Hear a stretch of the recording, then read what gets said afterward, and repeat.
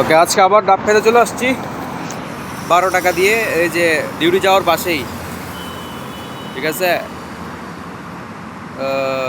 এখান থেকে মানুষ আসা যাওয়া করে, চলাফেরা করে, ছোটো ছোটো বাচ্চা যায়, দেখেন তারা শপিং করে গেছে এখান থেকে। আর আমি ডাব খাইতেছি ভাইয়ের কাছ থেকে। আর orang nampak video mari gak? Atau dia orang taruh cakap mun? Tara cakap, tapi ramai kawan cakap, komen. Oh, oke. Kita nampak. Ini masih dia cakap. So saya be kawan sini Siki. Jauh-jauh punya orang ramai. Oh, itulah. Iyalah. So আজকে আবার ডাব পেলাম 12 টাকার। Isi depan mau apa yuk kerja? Saya food court dengan display barang semua. Oh. Apa self service kah? Bawa punya. Hah? Bawa punya. Tak adalah overall. Oh. Kita semua overall. Saya punya orang lebih 100 adalah sana. Night shift kah? Ada kan? Satu saya mau minum Oke. Night shift pun ada. Ini malam dia orang baru balik. Sekarang kita masuk 12. Oh, oke. Tengah hari punya.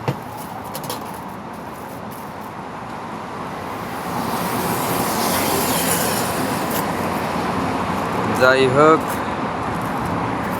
ini untuk saya, আমারটা লয়ে নিলাম, খুব মিষ্টি।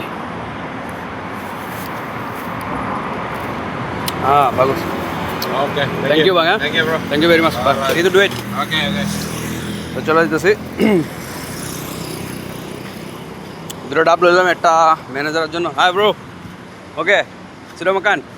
এটা হচ্ছে তার ছেলে, ইউবে পাপা কেন তারি একটু জোয়াল ini। তার ছেলে এখানে বাপের সাথে মাঝে মধ্যে হেল্প করে, কাম কাজ করে। itu YouTube, nanti masuk YouTube. Say hi. Cakap lah subscribe. Hi. You cakap semua orang subscribe. Cakap semua orang subscribe. Semua orang Oke, bye bye.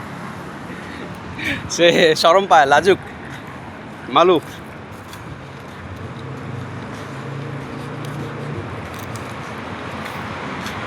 So আমি এখন কাজে চলে যাইতেছি। আর সবচেয়ে বড় বিষয় হচ্ছে, যারা মালয়েশিয়াতে আসবেন আপনারা সবসময় চেষ্টা করবেন অন্তত সপ্তাহে একটা হইলেও ডাব খাওয়ার জন্য। সপ্তাহে একটা ডাব খাওয়ার জন্য হলেও চেষ্টা করবেন, কারণ ডাব কিন্তু শরীরের জন্য অনেক উপকার, যেটা ডক্টর সবসময় সাজেস্ট করে। এবং ছোটোবেলায় শুনছি ময় মুরব্বিরও বলতো ডাব খাইলে ভালো, তবে এটা বাস্তব সত্য। তাই আমি সবসময় ডিউটি যাওয়ার আগে একটা ডাব কিনা লইলি। ঠিক আছে, 5 টাকা 6 টাকা যাক, সমস্যা নাই। টাকা কামাই করে তো খাওয়ার লাগে ভাই, তাই না? এই যে এখানে বাস স্টপ। সো আপনি যদি টাকা ইনকাম করেন আর নিজের জন্য যদি খরচ না করেন, দেখেন ট্রেন, আপনি যদি টাকা ইনকাম করেন আর ওই টাকায় আপনার জন্য আপনি খরচ না করেন ভাই, তাইলে কি আর হয়? আপনি কষ্ট করবেন, মাথার ঘাম পায়ে ফালাইবেন, আর ওই টাকা আয়েশ করবো আপনার স্ত্রী সন্তান মা বাবা, তাইলে হইব? তাদেরকেও দিবেন, নিজেও স্ট্রং থাকবেন। আপনার এটা মাথা রাখতে হবে যে আপনি যদি স্ট্রং থাকেন, আপনি যদি ইনকাম করার জন্য পারফেক্ট থাকেন, তাহলে তারাও খাইতে পারবো, তারাও চলতে পারবো, তারাও এনজয় করতে পারবো। আর নিজেরে কষ্ট দিয়ে যদি তাদের সুখে রাখতেন যান, সবটাই তা করে দিলাম, খাওয়ানোর টে নিজের কাছে না রাখেন, 2-4-5 টাকা বেশি খরচ না করেন, তাইলে তো ভাই মনে করে এটা হইল না, বুঝেন নাই? তাদেরও দিবেন, নিজে খরচ করবেন। নিজের বেলায় কখনো কিপটামি করবেন না, কখনো না। নিজের বেলায় কিপটামি করা মানে লস খাওয়া, এই কথাটা মনে রাখবেন। আর জীবনের সবচেয়ে বড় লস হচ্ছে নিজের ভিতরে কিছু না দেওয়া। সুযোগ থাকা সত্ত্বেও যারা নিজের ভিতরে কিছু না দেয় বা নিজে কিছু গ্রহণ না করে, এটার মতন লস পৃথিবীতে আর নাই। যেমন একটা উদাহরণ, আমি এখন বিদেশে আছি, আমি মালয়েশিয়া, ইউরোপ একটা দেশ ঘুরছি। দেশ বিদেশ দেশ বিদেশ ঘুরে আসছি আমি, ইতালি, স্পেন, রোমানিয়া তো গেছি আমি, কারণ আমার ভালো লাগে দেশ বিদেশ ঘুরতে।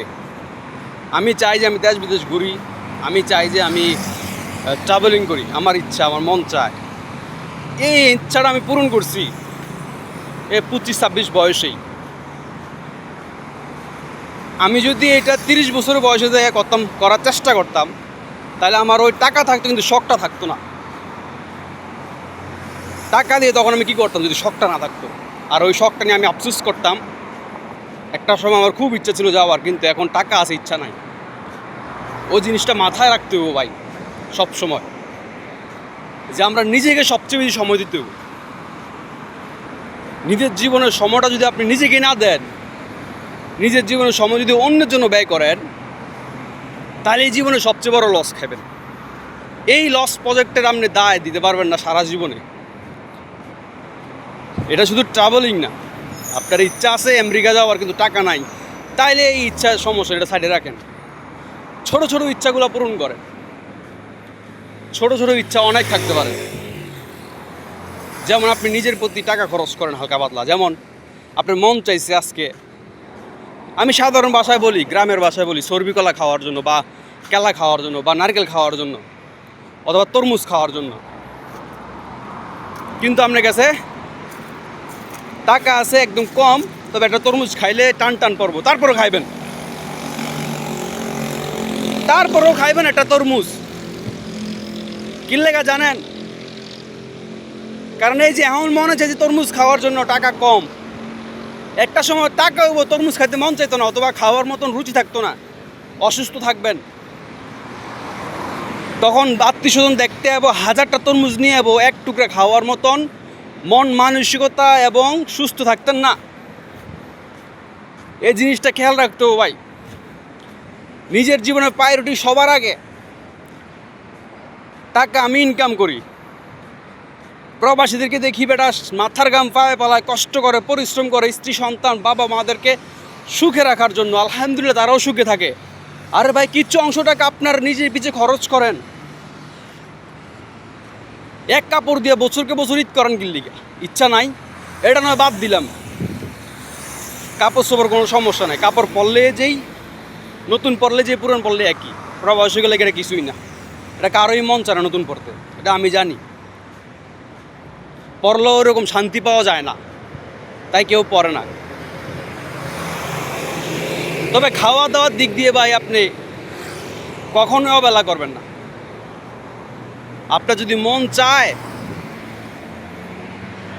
যে আপনি আজকে 1 কেজি আঙ্গুর কিনা খাইতে, খাইবেন ভাই, না করেন না মনে রে যে টাকা নাই খাইতাম না, পরে খামু না ভাই, ম্যানেজ করে খাইয়া লাইবেন। কারণ এই মন না চাওয়াটা পরে আবার নাও যেতে পারে। মন কখন চেঞ্জ হতে আপনি বলতে পারতেন না, বুঝছেন? এই জীবন যৌবন দুনিয়া কয়দিনের বেটা, কয়দিনের বেটা। নিজের লাগে যদি নিজেরে সময় না দাও, টাকা খরচ না করো, কাল্লাই করো বেটা। আজ মরে গেলে কাল 2 দিন বেটা। এত কিছু ভাইবা লাভ আছে? অনেক দেখছি, অনেক দেখছি। টাকা কামাইতে কামাইতে কামাইতে কামাইতে নিজের দিকে খেয়াল নাই। 24, 25, 30 বছর বিদেশ করে বাড়ির যে হসপিটালে আইসিউর মধ্যে পড়ে থাকে, আর ওই আইসিউর বিল দিতে যে অ্যাকাউন্টের থেকে টাকা ওড়ানা বউরা, স্ত্রী সন্তানরা জায়গা বেছে না, স্বর্ণগয়না বেছে না। যেই বেড়া নিজে না খায় স্বর্ণগয়না কিনা বিদেশ করে বউ স্ত্রীকে দিছে, মেয়ে মা ছেলে সন্তানকে দিছে, আজকে বেটা আইসিউর মধ্যে হ্যাগো স্বর্ণগয়না ব্যস্ত না। কিন্তু ওই বেটা একটা তরমুজ খাওয়ার ইচ্ছে ছিল, তরমুজটা খায় নাই, যে 2 টাকা সেভ করলে ফ্যামিলি ভালোভাবে চলতে পারবো। কথা কি বাস্তব কইছি নি ভাই? চিরসত্য কথাটা, অবিশ্বাসের কিছু নাই। আমার চোখের দেখার একজনে 24 থেকে 30 বছর বিদেশ করছে, দালান কোটা বাড়ি গাড়ি সৌদি আরব সব করে লাইছে। ছেলে মেয়েদেরকে স্বর্ণ গয়না সাইকেল হুন্ডা কিনা দিয়ে পুরা হামতামাশ করে লাইছে। একটা সময় বেটা দেশে আইয়া অসুস্থ হয়ে পড়ছে, একটা মানুষ 30 বছর বিদেশ করলে শরীর আর কি থাকে? অসুস্থ হয়ে পড়া এই বেড়ায় হসপিটালে যাইয়া সে আইসিইউর মধ্যে ঢুকছে। এখন তার স্ত্রীকে বলছে আপনার তো কিছু স্বর্ণগয়না আছে, এগুলো বিক্রি করেন, বিক্রি করে বেটারে আইসিইউর বিল দেন। আইসিইউতে প্রচুর টাকার প্রয়োজন, প্রতিদিন 70 থেকে 75,000 টাকা আইসিইউর বিল। এরকমভাবে বেটা মিনিমাম 1 মাসের মতন বেটার টাকা আছে, কিন্তু স্বর্ণের মাধ্যমে জাগার মাধ্যমে বিদেশ করে স্বর্ণগয়না টাকা কিনে লাইছে। হ্যাঁ, জায়গায় কিনছে।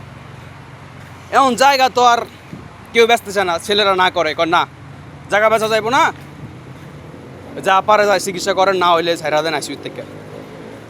বউরে কই স্বর্ণ ব্যস্ত, বউ স্বর্ণ বেচবো না। কি লিগা? এই বেটা তো কষ্ট করে না খাইয়ে স্বর্ণ উঠে কিনে দিছে তো করে।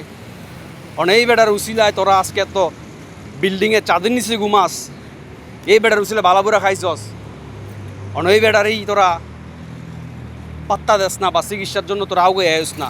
তাহলে এমন মানুষের জন্য এত কিছু কিনলে করবেন? হ্যাঁ, এমন মানুষের জন্য এত কিছু কিনলে করবেন?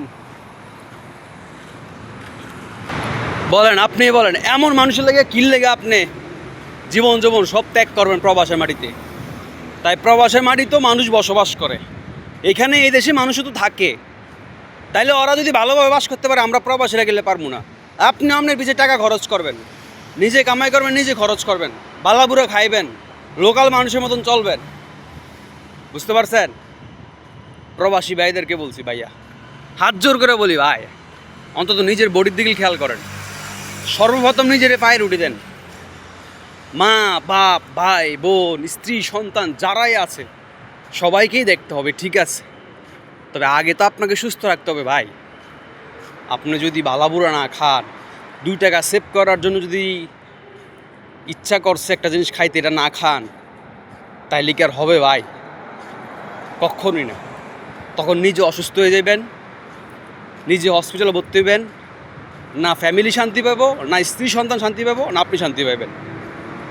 তাই নিজের কাছে ছোট ছোট স্বপ্ন, ছোট ছোট ইচ্ছাগুলো সাথে সাথে পূরণ করবেন।